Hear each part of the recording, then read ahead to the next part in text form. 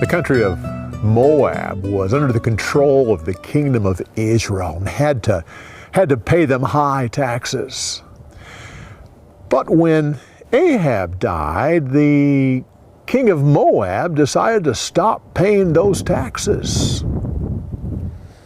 Ahab's son, Joram, decided to gather his army and to march against Moab. He sent a message to King Jehoshaphat of Judah and said, Moab has rebelled against me. I'm going to march against them. Come, let's march together. Jehoshaphat agreed, so both armies marched south, west of the Dead Sea, and across the bottom into Edom.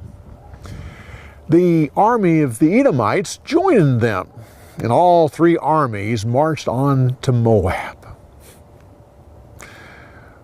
When they camped in the desert, they realized they didn't have enough water for themselves and all of their animals. King Joram said, I think the Lord has brought us here so that the Moabites can capture all three nations.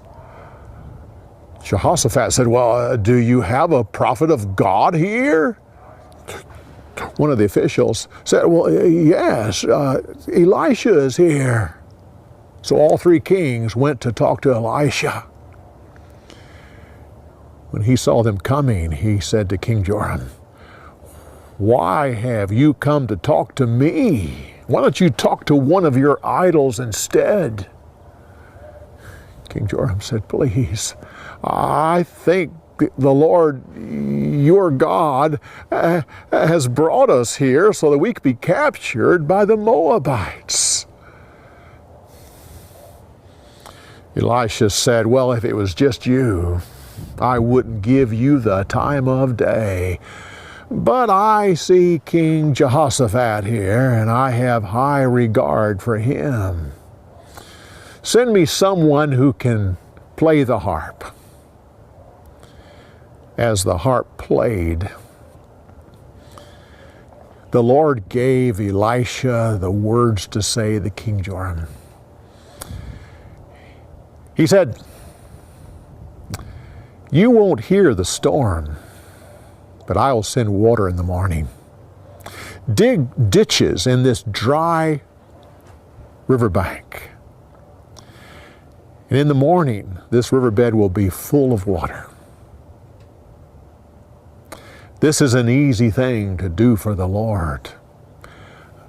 I'll also give you victory over the Moabites, and you'll capture many of their cities.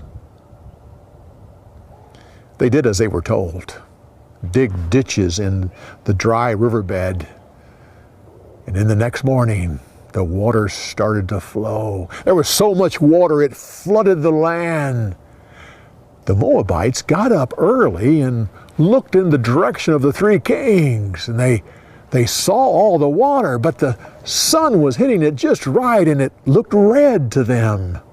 They said, look, the three armies have turned on one another and destroyed each other. Let's go collect the spoils in each of their camps.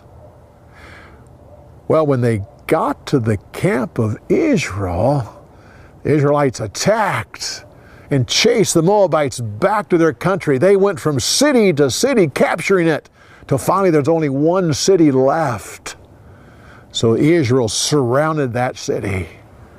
The king of Moab decided to escape, so he took 700 of his best men and tried to force his way through the front lines. But he couldn't do it.